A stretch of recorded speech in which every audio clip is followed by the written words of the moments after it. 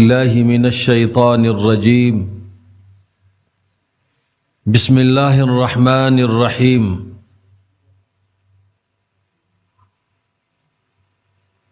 وما أمروا إلا ليعبدوا الله مخلصين له الدين. وقال النبي صلى الله عليه وسلم: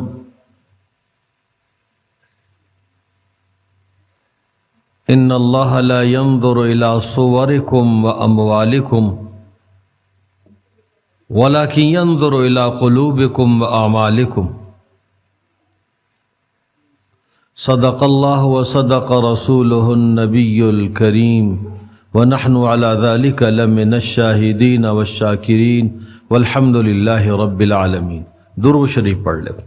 اللہم صل علی سیدنا و مولانا محمد وعلى آل سيدنا ومولانا محمد افضل صلواتك بعدد معلوماتك وبارك وسلم تسلیما كذلك.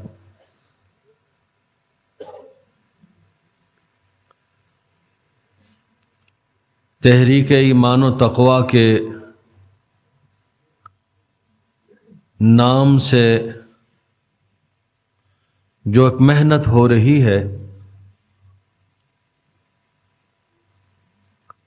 اس کے پیش نظر جو اس کام کے اور اس محنت کے عنوان ہیں، ان میں سے سب سے پہلی چیز وہ تزکیہ ہے.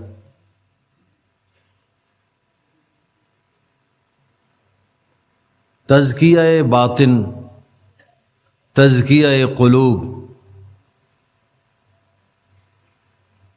بری نیتیں، بری صفات ہمارے دل سے نکل جائیں اور ہمارے دلوں کے اندر اچھی نیتیں آئیں، اچھی صفات، اچھی کیفیات ہمارے دلوں کے اندر بن جائیں، پیدا ہو جائیں. یہ ایک تزکیہ.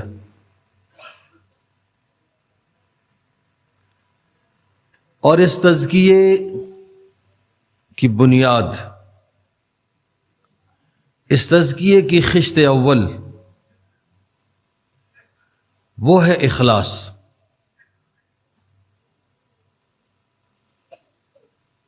اس اخلاص کے متعلق کئی جگہ اللہ رب العالمین نے حکم دیا ہے.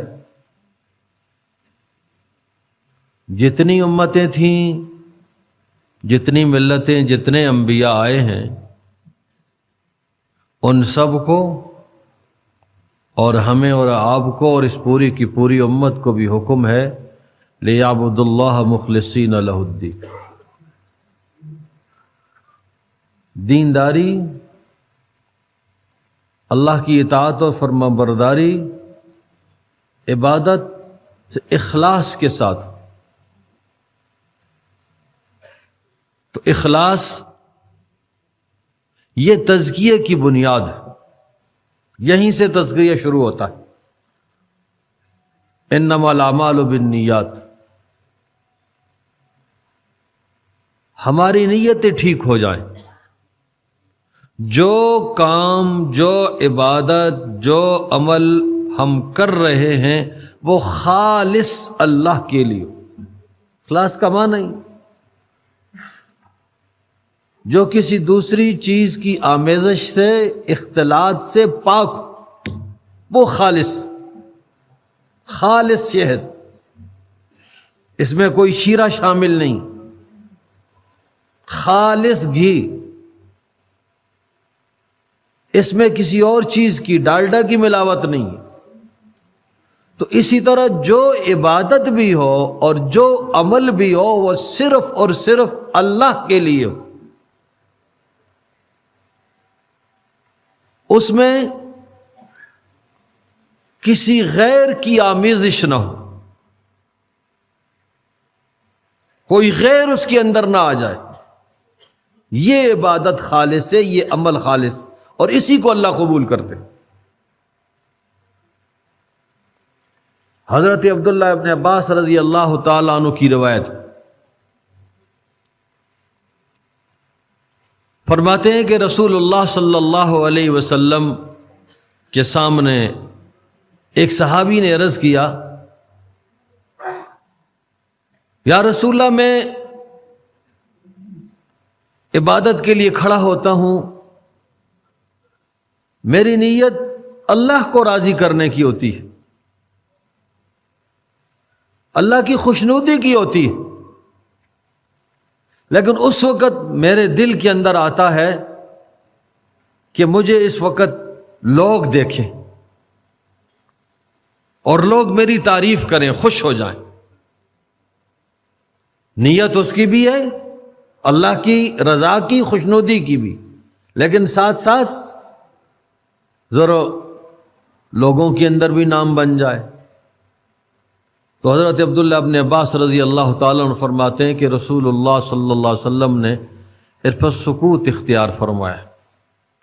اس وقت تو کوئی جواب نہیں دیا، پھر اللہ رب العالمین کی طرف سے وحی آئی، فَمَنْ كَانَ يَرْجُو لِقَاءَ رَبِّهِ فَلْيَعْمَلْ عَمَلًا صَالِحًا وَلَا يُشْرِكْ بِعِبَادَةِ رَبِّهِ أَحَدًا۔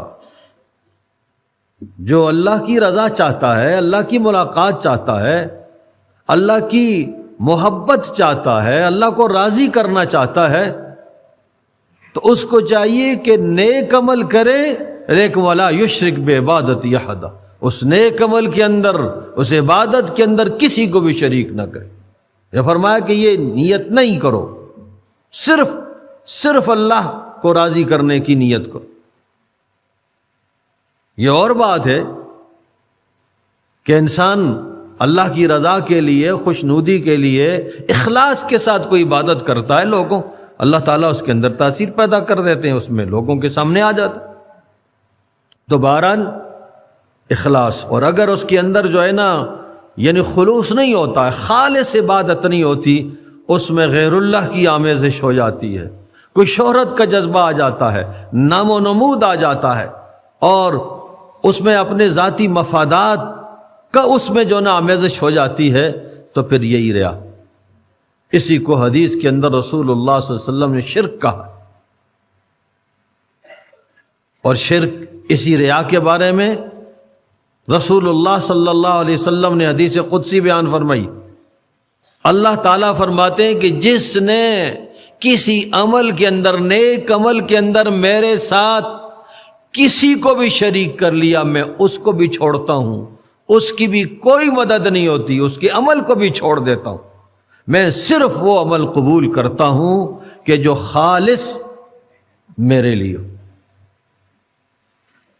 اور ظاہر بات ہے کہ اس اخلاص ہے یا کچھ اور جذبہ ہے، نام و نمود، دونوں کا تعلق اس کے ساتھ، قلب کے ساتھ ہے، دل کے ساتھ ہے، باطن کے ساتھ۔ یہیں اسی میں باطن کے اندر، قلب کے اندر اللہ رب العالمین نے یہ صلاحیت رکھی ہے، اسی کے اندر انسان جو ہے نا وہ نیتیں کرتا ہے، اچھی نیت بھی ہوتی ہے، بری نیت بھی ہوتی ہے۔ اللہ رب العالمین نے انسان کی جو تدریجی تخلیق کا ذکر فرمایا ہے، ثم جعلنا نطفة في قرار مكين ثم خلقنا النطفة علقة فخلقنا العلقة مضغة فخلقنا المضغة عظاما فكسونا العظام لحما ثم انشأناه خلقا آخر۔ یہ مختلف اس کے اندر تبدیلیاں آئیں، اور پھر اللہ رب العالمین فرماتے ہیں ایک وقت آیا جب ہم نے ہڈیوں کو جو نا گوشت پہنا دیا، اس کا جو نا ڈھانچہ بن گیا، ثم انشأناه خلقا آخر، تو پھر ہم نے اس کو ایک نئی بناوٹ دے دی، وہ نئی صورت دے دی۔ وہ نئی صورت کون سی ہے؟ اللہ نے اس میں روح ڈال دی، روح ڈالی، اور روح ڈال کر کے جب اس نے وقت اپنا پورا کیا ہے رحم مادر میں، تو پھر وہ باہر آیا۔ اب انسانی روح وہ انسان کے دنیا میں آنے سے پہلے سے موجود تھی، لیکن اس وقت روح کا کوئی عمل نہیں تھا۔ یہ روح جب اللہ رب العالمین نے جسم کے اندر ڈالی اور یہ جسم دنیا کے اندر آیا، ایک مدت، شعور کی مدت اس نے پوری کی، بالغ ہوا، تو پھر اس کے بعد اب اس کو کہا جائے گا کہ بھئی یہ کون سا انسان ہے، اچھا انسان ہے، برا انسان ہے، نیک ہے، بد ہے، مومن ہے، کافر ہے۔ تو اس سے یہ بات معلوم ہوئی کہ کسی عمل کے لیے نہ روح کافی ہے نہ جسم کافی ہے۔ عمل کے لیے دونوں چیزیں ضروری ہیں، ایک ڈھانچہ، ایک جسم، ایک ظاہر، وہ بھی ضروری ہے، لیکن اس کے اندر روح کا ہونا بھی ضروری ہے۔ نہ صرف ڈھانچہ کافی اور نہ ہی صرف روح کافی۔ کوئی آدمی کوئی روشنی حاصل کرنا چاہتا ہے، اپنے گھر کو، اپنے ماحول کو وہ روشن کرنا چاہتا ہے۔ اب روشنی کے لیے اپنے گھر کے اندر پہلے وائرنگ، بجلی کی وائرنگ کروائے گا، تارے فٹ کروائے گا، پھر بلب لگائے گا۔ یہ اس بجلی کا ڈھانچہ ہے۔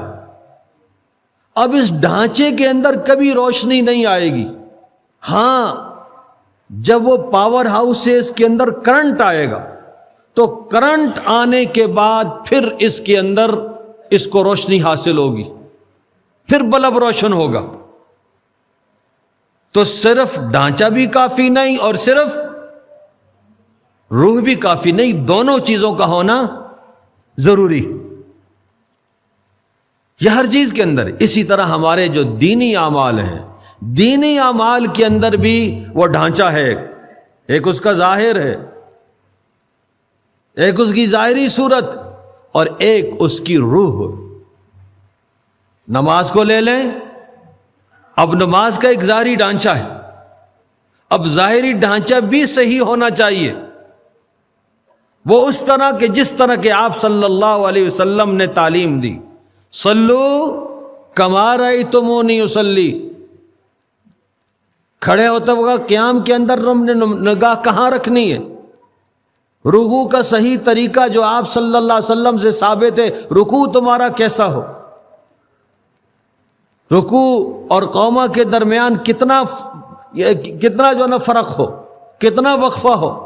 اسی طرح سجدے ہیں، ہاں جی، یہ سارے ایک اس کا ظاہری ڈھانچہ ہے۔ لیکن اس ظاہری ڈھانچے کے اندر جو اصل روح ہے وہ اس نماز کا خشوع ہے، وہ نماز کے اندر توجہ ہے، وہ دھیان ہے، توجہ الی اللہ، یہ نماز کی روح ہے۔ اسی سے اس ڈھانچے کے اندر وزن آئے گا، اسی ڈھانچے کے اندر قبولیت آئے گی۔ اسی طرح ہر نیک عمل، جو نیک عمل بھی کریں گے، اس نیک عمل کے اندر اس کی ظاہری صورت بھی ٹھیک ہونی چاہیے، اس عمل کا ڈھانچہ بھی صحیح ہونا چاہیے اور اس کے اندر اخلاص والی روح بھی ہونی چاہیے۔ میں نے جو حدیث پاک آپ حضرات کے سامنے پڑھی ہے، اس میں جناب رسول اللہ صلی اللہ علیہ وسلم نے یہی چیز ارشاد فرمائی ہے، ان اللہ لا ينظر الى صورکم واموالکم ولکن ينظر الى قلوبکم واعمالکم۔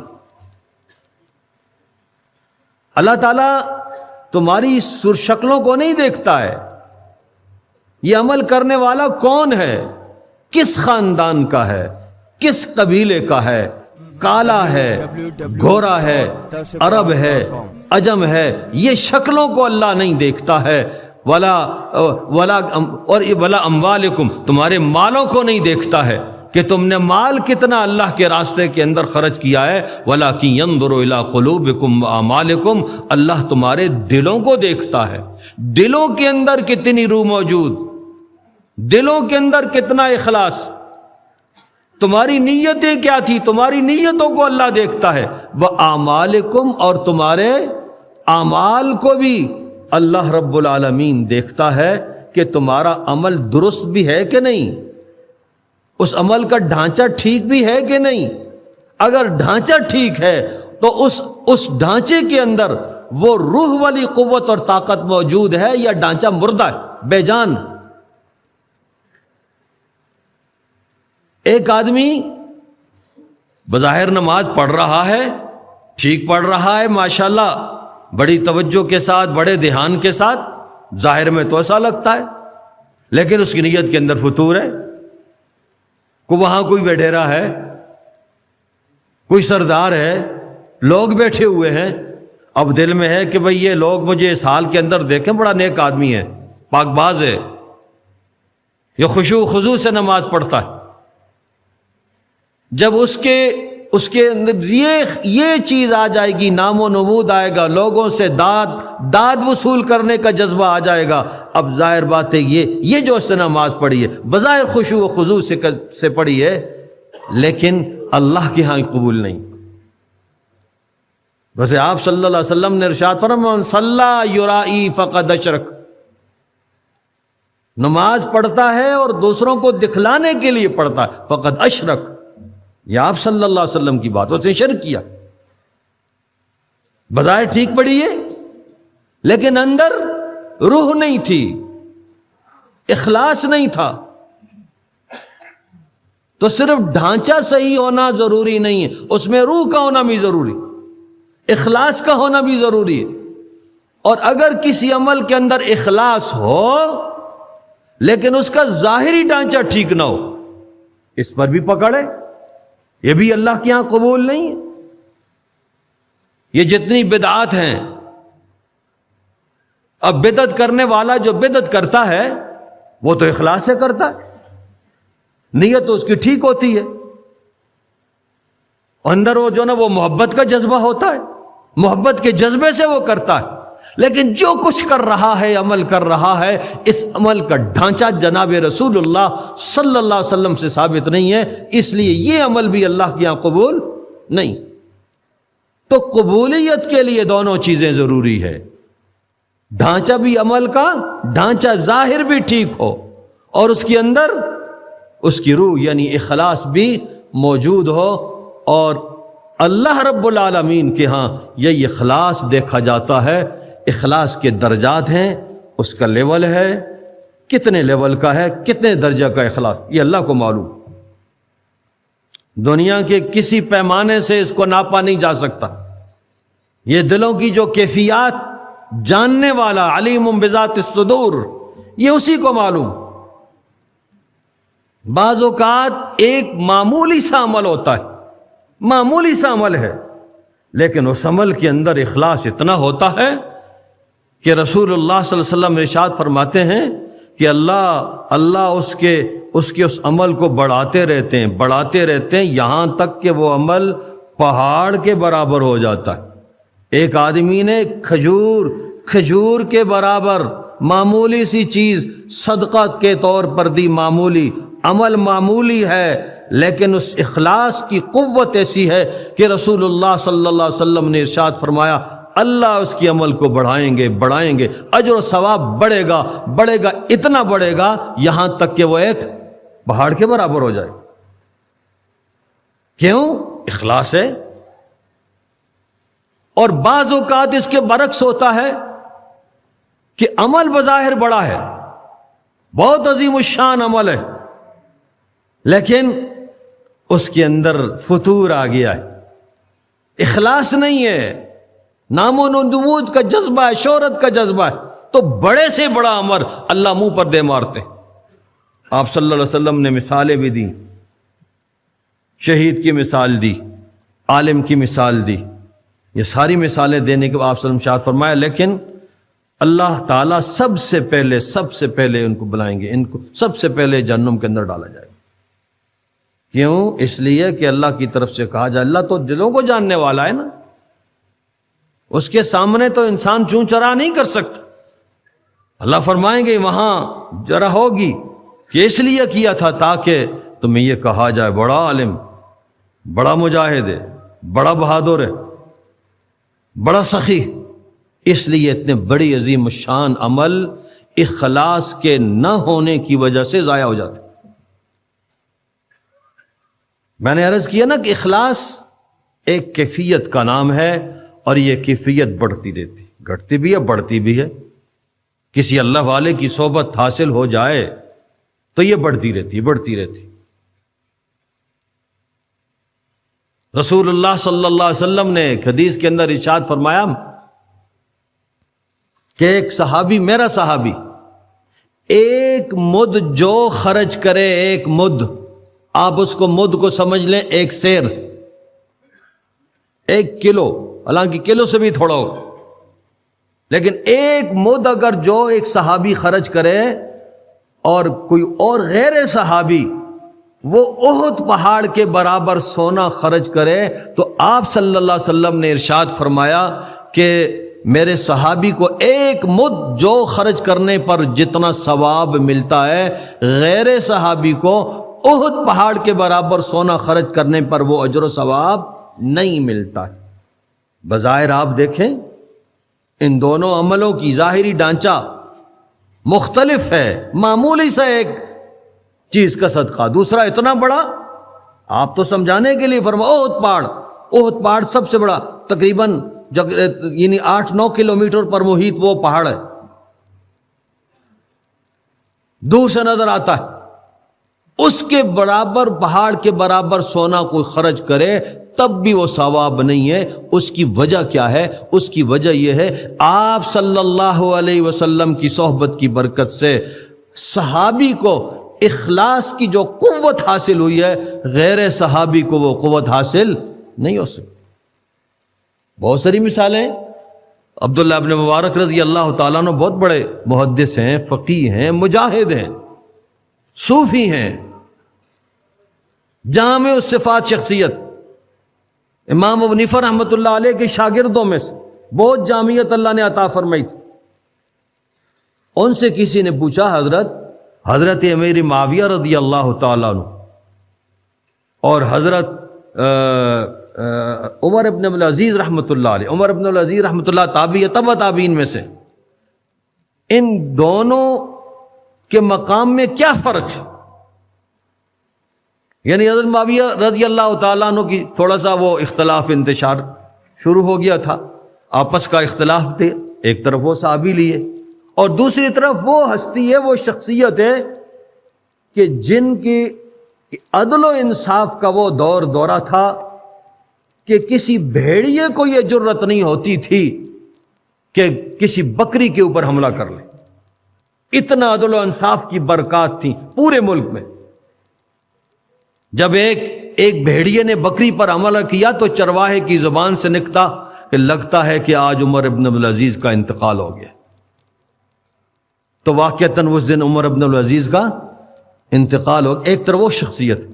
تو حضرت عبداللہ بن مبارک رحمۃ اللہ علیہ فرماتے ہیں کہ بھائی حضرت معاویہ رضی اللہ تعالی عنہ نے رسول اللہ صلی اللہ علیہ وسلم کے ساتھ رہ کر کے، آپ کی صحبت میں رہ کر کے جو اعمال کیے ہیں، جو جہاد کیے ہیں، یعنی وہ جو ہے نا، وہ غیر عمر ابن العزیز کو کہاں حاصل ہو سکتی ہیں؟ آپ صلی اللہ علیہ وسلم کی صحبت تو حاصل نہیں ہے ان کو۔ آپ صلی اللہ علیہ وسلم کے ساتھ ہو کر کے حضرت معاویہ رضی اللہ تعالیٰ نے جس جہاد میں حصہ لیا ہے، غزوہ حنین وغیرہ، طائف وغیرہ کے اندر، تو فرماتے ہیں کہ وہ جو غبار ہے نا ان کے گھوڑے کا غبار، وہ بھی عمر ابن العزیز سے افضل، وہ بھی رسول اللہ صلی اللہ علیہ وسلم کا زمانے کا غبار۔ اب دیکھیں صحبت کی برکت سے اللہ رب العالمین نے اتنا صحابی کو یہ اخلاص عطا فرمایا ہے۔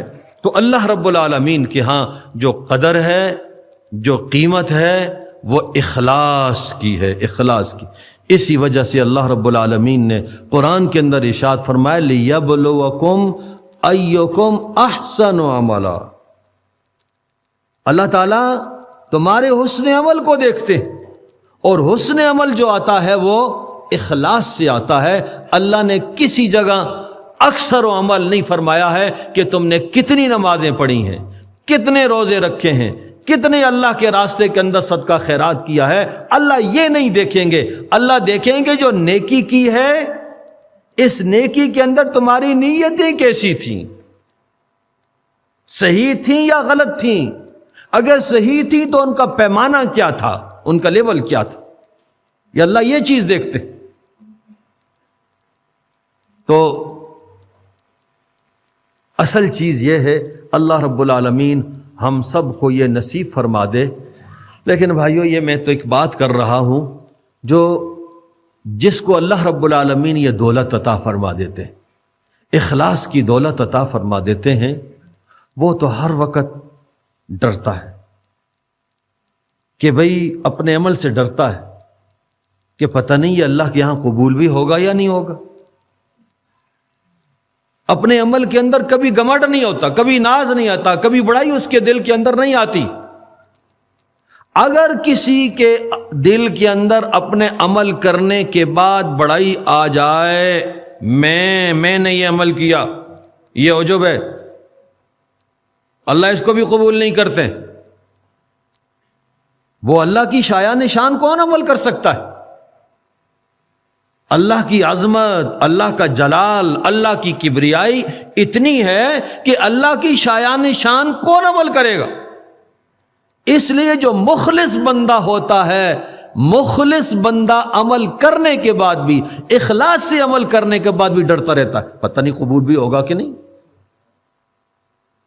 اب راتوں کو اللہ کے سامنے سجدہ ریز ہونے والے، اللہ کے سامنے گڑ گڑانے والے، رونے دھونے والے، اللہ نے ان کا ذکر کیا، کانوا قلیلا من اللیل ما یہجعون وبالاسحار ھم یستغفرون، راتوں کو کم سوتے ہیں اور کم سونے کے اللہ کے سامنے وہ گڑ گڑاتے ہیں، دعائیں مانگتے ہیں، مغفرت چاہتے ہیں، یا اللہ پتہ نہیں جو عمل کیا ہے یہ اس عمل کے اندر کوئی آمیزش نہ آ گئی ہو، اے اللہ اس کو قبول کر لے، معافی مانگتے ہیں اللہ تعالیٰ سے۔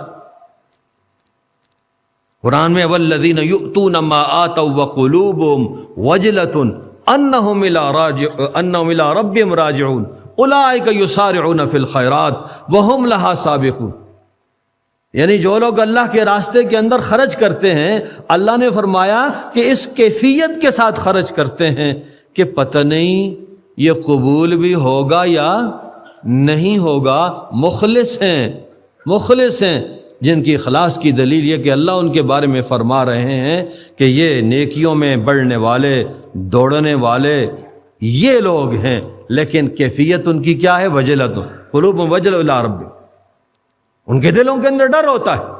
جب یہ آیت نازل ہوئی تو حضرت عائشہ صدیقہ رضی اللہ تعالیٰ عنہ فرماتی ہیں میں نے حضرت صلی اللہ علیہ وسلم سے پوچھا، یا رسول اللہ کہ یہ وہ لوگ ہیں کہ جو شراب پیتے ہیں، چوری کرتے ہیں، وہ اللہ کے راستے کے اندر خرچ کرتے ہوئے ڈرتے ہیں؟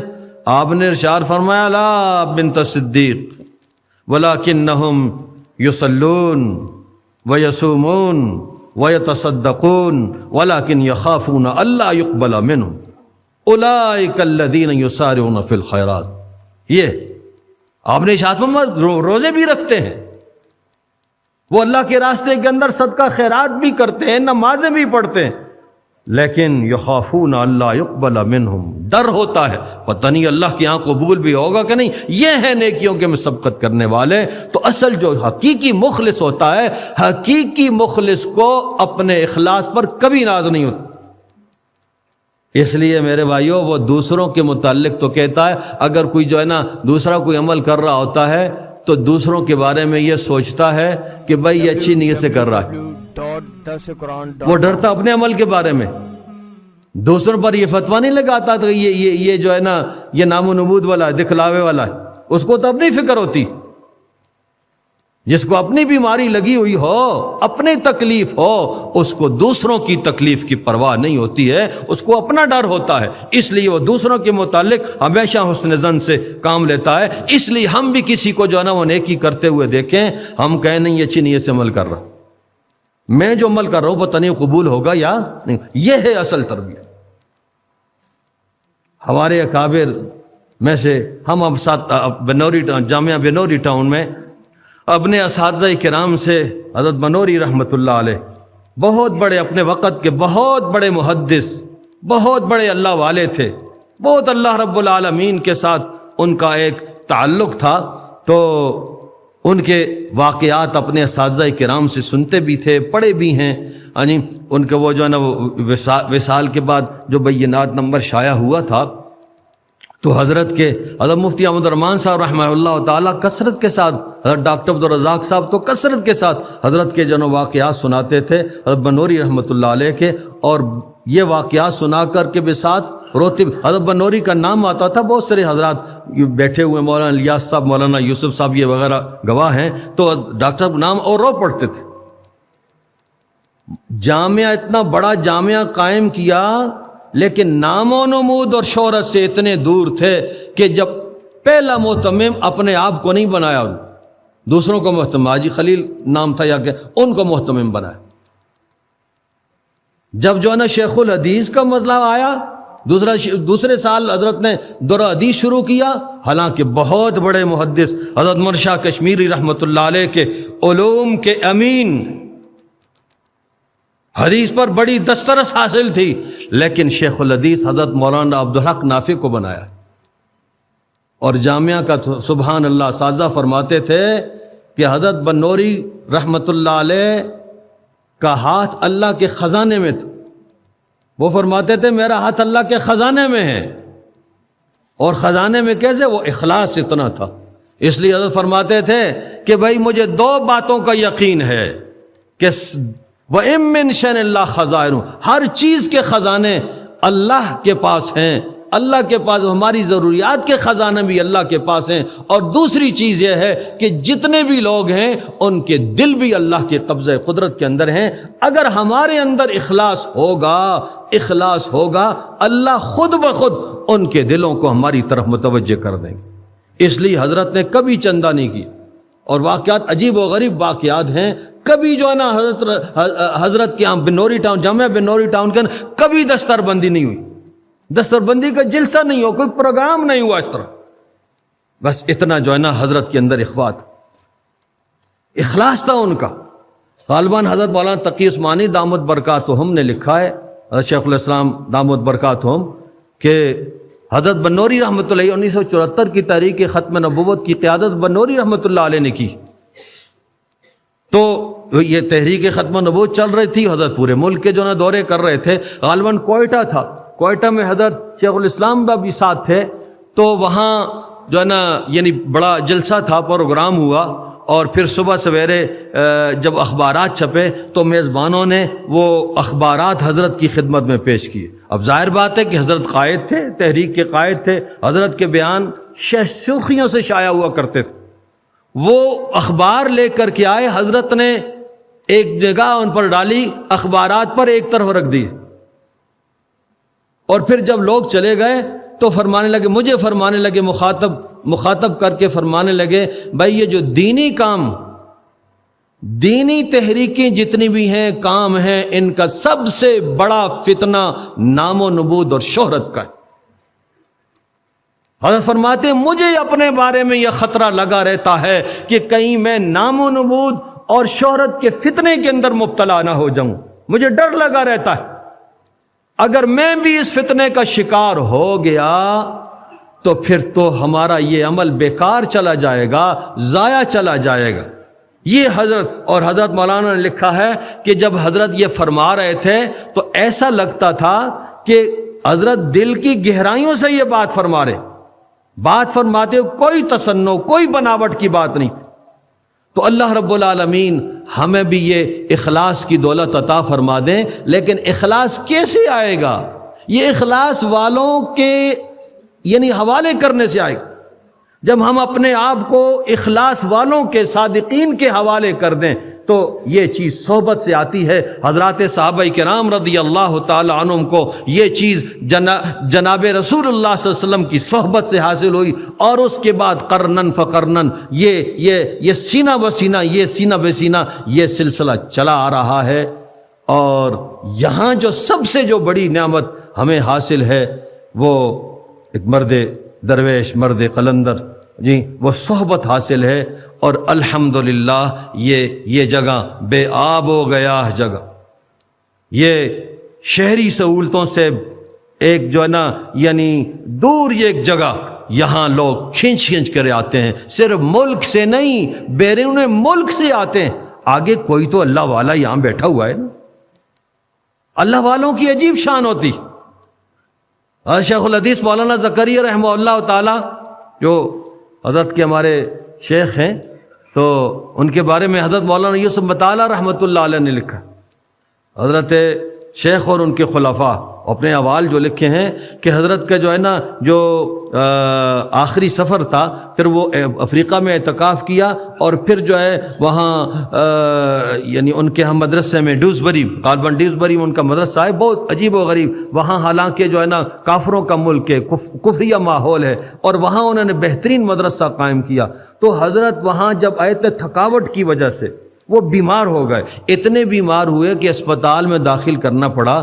پھر اسپتال سے آئے تو کہ فرماتے ہیں حضرت نے وہاں کی مجالس کا حال بھی لکھا ہے، حضرت صرف بیٹھے رہتے تھے اور ہزاروں کی تعداد میں اس ملک کے اندر لوگ اس مجلس کے اندر آتے تھے، حالانکہ فرماتے ہیں ان کو پتہ ہوتا تھا اتنا رش ہوگا کہ حضرت سے مصافحہ نہیں ہو سکے گا، مصافحہ کیا بلکہ زیارت بھی نہیں ہو سکے گی، لیکن ایک صحبت حاصل کرنے کے لیے آتے تھے۔ تو میرے بھائیوں یہاں پر بھی یہ الحمدللہ یہ ایک چیز جو نا صحبت ہمیں حاصل ہے، اور پورا ایک تربیت کا جو نظام ہے، میں نے جو آپ سے عرض کیا، ہر نیک عمل کے اندر ڈھانچہ بھی صحیح ہونا چاہیے اور اس کے اندر اخلاص کی روح بھی ہونی چاہیے۔ الحمدللہ تعلیمات بھی ہوتے ہیں، باقاعدہ ایک تربیت۔ تو میری گزارش ہے کہ ہم اس چیز کو اہمیت دیں اور اس چیز کو بھی سمجھیں کہ یہ تزکیہ ہے یا یہ جہاں کا کام ہے، اس کام کا تقابل کسی کے ساتھ بھی نہیں، یہ کسی اور دینی محنت، دینی جدوجہد کے مقابلے میں نہیں ہے، بلکہ سب کی ضرورت ہے، یہ ہر مسلمان کی ضرورت ہے۔ مسلمانوں سے بڑھ کر کے ہمارے جو دینی بھائی ہیں، ہمارے جو یعنی علماء کرام ہیں، طلباء ہیں، دینی کام کرنے والے ہیں، ان کی سب سے زیادہ ضرورت ہے کہ جب وہ دینی یعنی یہ کیفیات حاصل کریں گے تو انشاءاللہ العزیز ان کو جو ہے نا یہ چیز کیفیات حاصل ہوں گی، اور ان کیفیات کے ساتھ جب دین کا کام کریں گے اخلاص بھی حاصل ہوگا، اللہ کے ہاں بھی قبول ہوگا۔ اور پھر میرے بھائیوں اخلاص کا جو ہے نا یاد رکھو، جس طرح ریا ہے، ریا کا ایک نتیجہ، ایک اثر آخرت میں ہوتا ہے اور ایک دنیا میں ہوتا ہے۔ ریا والا عمل اللہ کوئی قبول نہیں کرتے ہیں، اور دوسرا اس کا جو ہے نا کوئی اثر دنیا میں بھی ظاہر نہیں ہوتا، کوئی اس کی بظاہر اچھے سے اچھا جو ہے نا وہ تقریر کرے، لیکن ریا والی ہو اس تقریر کے اندر تاثیر نہیں ہوگی، لوگوں کی زندگیوں کے اندر انقلاب نہیں آئے گا۔ اور اخلاص کے ساتھ اسی طرح اخلاص کے بھی دو نتیجے ہوتے ہیں، دو اثر ہوتے ہیں۔ ایک اثر یہ ہوتا ہے اللہ اس کو قبول فرماتے ہیں، اس کا اصل جو نا حقیقی جو بدلہ ہے وہ اجر ہمیں انشاءاللہ آخرت میں ملے گا، اور دوسرا اجر دنیا میں بھی ہوتا ہے کہ دنیا کے اندر جو مخلص بندہ ہوتا ہے اللہ اس کے عمل کے اندر تاثیر رکھ دیتے ہیں۔ وہ اگر بات کرتا ہے بظاہر سادہ سی بات ہوتی ہے، لیکن اس سادہ سی بات کے اندر تاثیر ہوتی، اس سے زندگیوں کے اندر انقلاب آتا ہے۔ ان کی بات دل سوزی کے ساتھ ہوتی ہے، ہمدردی کے ساتھ ہوتی ہے، کڑن کے ساتھ ہوتی ہے، اور جو دل سے بات نکلتی ہے از دل خیزت بر دل ریزت، دل سے نکلتی ہے بھی دلوں میں اترتی۔ حضرت مولانا شبیر عثمانی رحمۃ اللہ علیہ کا مقولہ حضرت شیخ الاسلام صاحب نے یعنی لکھا ہے کہ حضرت علامہ عثمانی رحمۃ اللہ علیہ فرماتے تھے، حق بات حق نیت سے اور حق طریقے سے کہی جائے ضرور اثر کرتی، مخاطب کے دل کے اندر اثر ہوگا۔ تو حق بات دین کی بات ہے، اور حق نیت اخلاص ہے، حق طریقہ حکمت کے ساتھ موقع محل کے مطابق مخاطب کے ذوق و مزاج کی رعایت رکھ کر کے اس حق طریقے سے کریں گے تو انشاءاللہ ضرور اثر ہوگا۔ اس لیے میرے تمام حضرات سے گزارش ہے کہ یہاں پہلی فرصت کے اندر ایک چلہ لگائیں۔ یہ جو بھی اجتماع کے اندر معمولات ہوتے ہیں یہ تو مشت نمونہ خربائی، یہ تو یہاں کے جو نا اعمال کا ایک نمونہ ہے، لیکن الحمدللہ یہاں تو پوری ایک تربیت، راتوں کو اٹھایا جاتا ہے، رونا دھونا ہوتا ہے، ہاں جی، اسی سے دلوں کے میل اترتے ہیں۔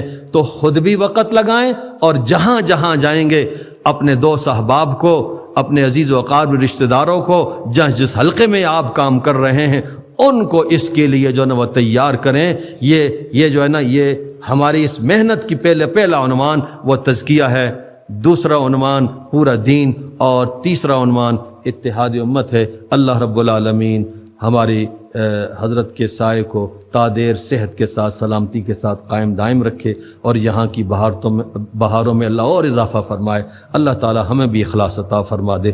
وآخر دعوانا ان الحمدللہ۔